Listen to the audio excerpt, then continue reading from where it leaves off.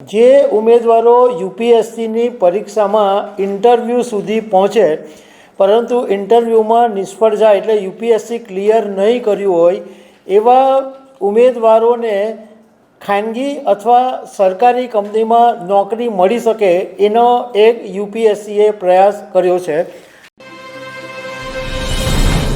યુપીએસસીએ એક બહુ સારી યોજના બનાવી છે। આમ તો એ યોજના જૂની છે પરંતુ હવે એક નવું નામ આપવામાં આવ્યું છે યુપીએસસી પ્રતિભા સેતુ।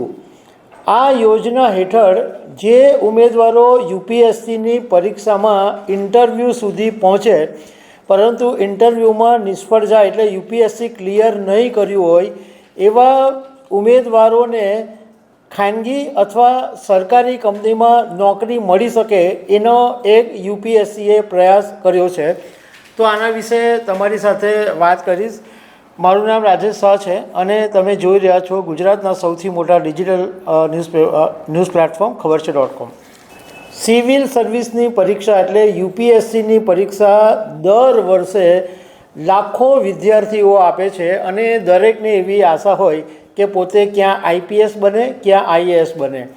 એના માટે ઘણા બધા લાંબા સમયથી તૈયારીઓ કરવામાં આવે, બહુ બધી મહેનત કરવી પડે ત્યારે યુપીએસસીની પરીક્ષામાં પાસ થવાય। હવે જે યુપીએસસીનો જે લોકો પરીક્ષા આપે છે એ એક અંદાજ મુજબ દર વર્ષે 10 થી 12 લાખ ઉમેદવારો રજિસ્ટ્રેશન કરે છે અને એમાંથી 5 થી 6 લાખ ઉમેદવારો પરીક્ષા આપતા હોય છે અને એમાંથી માત્ર 3000 ઉમેદવારો ઇન્ટરવ્યૂ સુધી પહોંચે અને એમાંથી 1000 ઉમેદવારો જ માત્ર ઇન્ટરવ્યૂમાં પાસ થાય।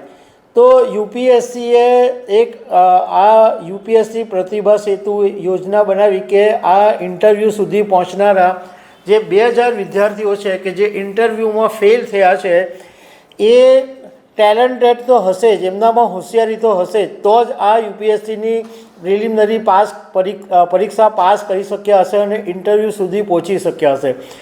તો આવા ઉમેદવારોને તક મળે એટલા માટે આ જે યુપીએસસી પ્રતિભા નામની એક વેબસાઇટ બનાવી છે અને એની અંદર આ જે ઉમેદવારો છે એમના ડેટા રાખવામાં આવેલા છે અને યુપીએસસી આ પહેલાં બધા ઉમેદવારો પાસે કન્સેન્ટ લઈ લે છે કે ભાઈ અમે આવી રીતના ડેટા મૂકીએ છીએ તો જે ખાનગી અથવા સરકારી કંપની હોય એમને જો નોકરીની જરૂરત હોય તો તમારા ડેટાનો યુઝ કરી શકે।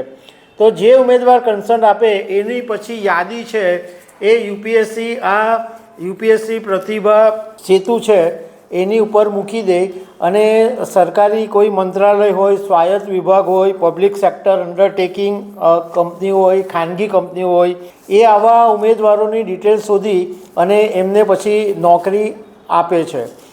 તો આ ખરેખર એક બહુ સારી વાત છે કારણ કે આપણે બી જ્યારે સ્ટુડન્ટ લાઈફમાં ઘણી બધી વખત એવું જોયું હોય છે કે જે વિદ્યાર્થીના 98%, 99% આવે અને અમુક વિદ્યાર્થીઓના 97.5, 96 એવા આવે તો એનો મતલબ એવો નથી કે એ વિદ્યાર્થી ઓછો હોશિયાર છે।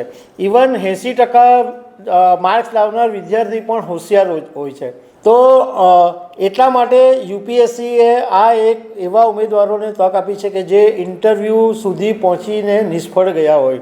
તો આ એક સારી વાત છે એટલે તમારી સાથે શેર કરી। આવી અનેક વાતો સાથે અમે તમને મળતા રહીશું। Thank you very much.